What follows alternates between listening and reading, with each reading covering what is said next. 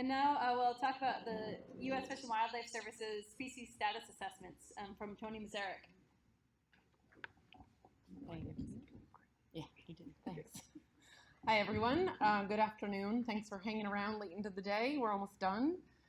So my talk, I think, is probably going to be a little bit different from some of those that we've heard earlier in the day. I don't have hypotheses or results, but I tried to put in as many pretty pictures as I could, so hopefully that'll help. But we are talking about conservation, and part of that is management and decision-making and partnerships, and so I'm really going to try to highlight some of those partnerships and hoping we can get some of your help as the conservation community here.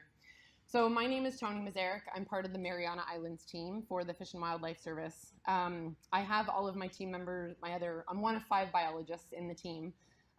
Most of the others are here today. Jackie is our team leader, and then Tyler's on Saipan, Heather and Ferdinand are in our Guam office. And I'm just mentioning their names because you might be hearing from them or working with them.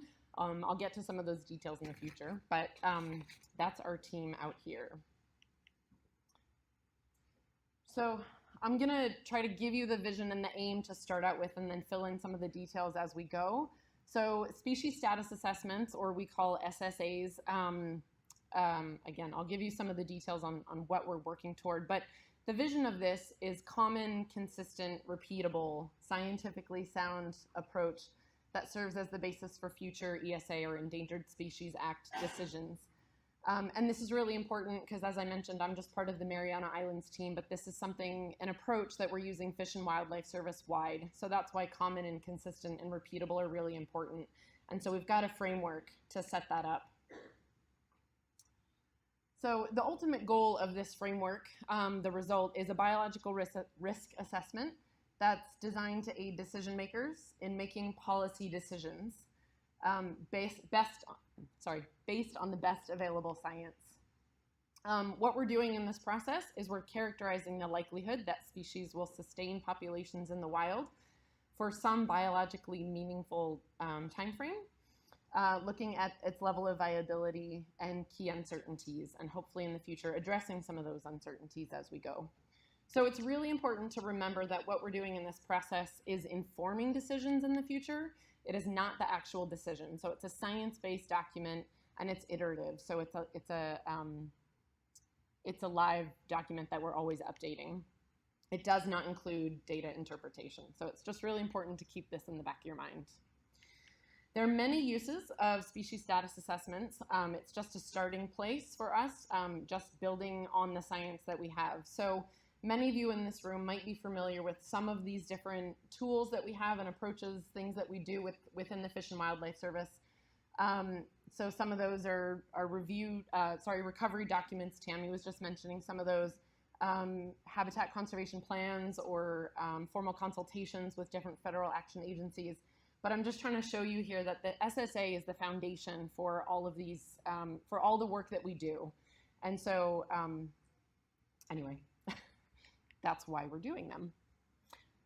So again, it's in using the SSA, we are just providing the context. And I'm sorry to be repeating this, but it's really important to understand that these SSAs set the context for a number of decisions. That can be whether protections are warranted or not, decisions regarding what's needed for conservation and recovery, where the research needs are, and how public or private actions may affect those species.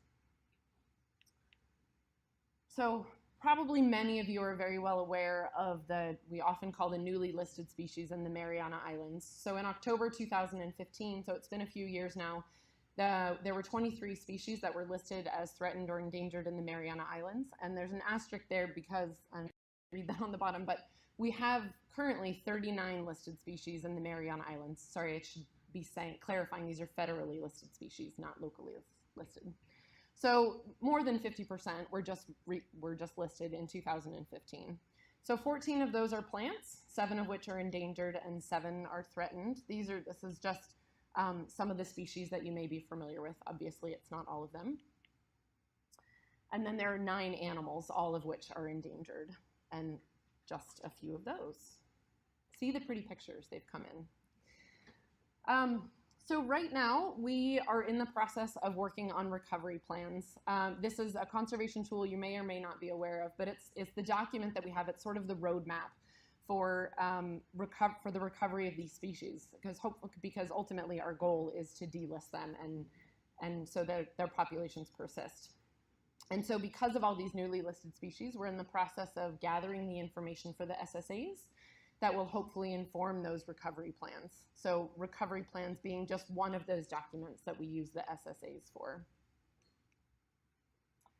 So eventually, this is a big workload, but we're not just focusing on those 23 newly listed species, but eventually we will be working on SSAs for all 39 listed species. And then ultimately what we hope is that these SSAs inform changes in status, and they also provide assistance for us in the regulatory decisions that we're making. And hopefully in the future, these aren't be used for, so we can develop SSAs for species that are not currently listed, but because if there are any newly listed species in the future, we're going to be relying on these SSAs.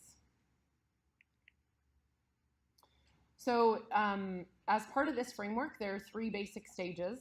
One is the species needs, life history, and ecology. So Kurt did a really great job of pointing out for one of our listed species, for the butterfly, some things that we do know, but there are a lot of things that we don't know. And so right now we are in that information gathering stage. So he pointed out some really great pieces of information that we don't know right now. So we start out with what the species needs are, and then we build on that by assessing the current availability or condition of those needs to get to the next step, which is the current condition for those species.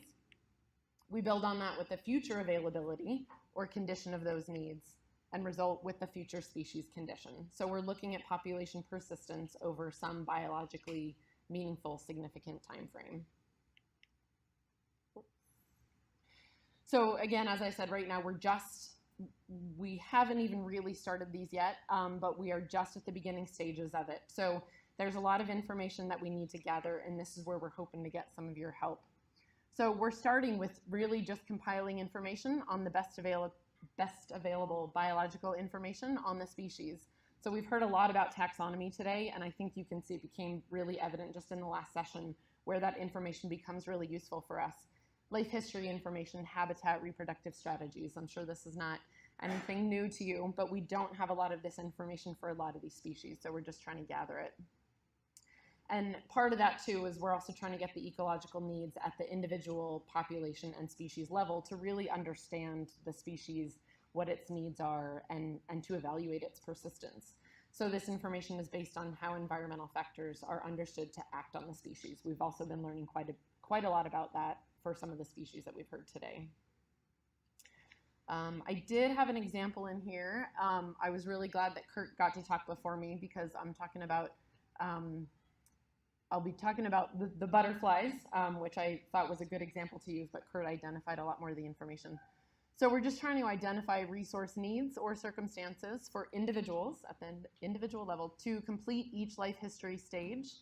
And you might hear these terms when we're talking about SSAs, but we're really curious, getting down to breeding, feeding, sheltering, migration, and or dispersal. So in looking at the Mariana 8-spot butterfly, there are various stages. Obviously, I don't have them all up here. It's just a quick example. We know that the host plants are really important for caterpillars to feed on. That's probably the one thing that's the most common knowledge for this particular species, but there's a lot of information that we still don't know. So as Kurt pointed out, the eggs are found on the host plants. Is it a sheltering function potentially for adults? Again, Kurt touched on this, but how important is habitat connectivity and dispersal? There's still a lot that we need to know. So we're really just starting with this basic information to try to learn as much as we can. So just the final message we want to leave you with is Fish and Wildlife Service will be working on SSAs for those 23 newly listed species from 2015. We will be starting by compiling species needs, and this is where we hope we can get your help. We may be reaching out to you, so just keep that in mind. There's a lot of species experts in this room and managers and folks just getting out in the field and seeing observations, a lot of this, and we're going to be dependent on a lot of that information. It's really going to help this process, and it's going to help us to come up with better recovery plans for these species. so that we can work on down and delisting in the future. And I think that's all I've got. We look forward to working with you all, of course. Thank you.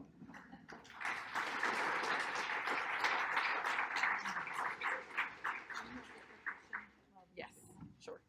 If anyone has any questions, we'll switch out the talks and go for it. Diane.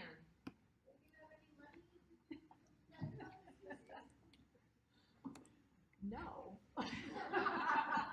No, what we're really starting with right now is we're just trying to compile information. So I'd say, I'd argue at this point we're really just at the research kind of stage in terms of, sort of like a lit review or lit search. So we're just compiling what we can.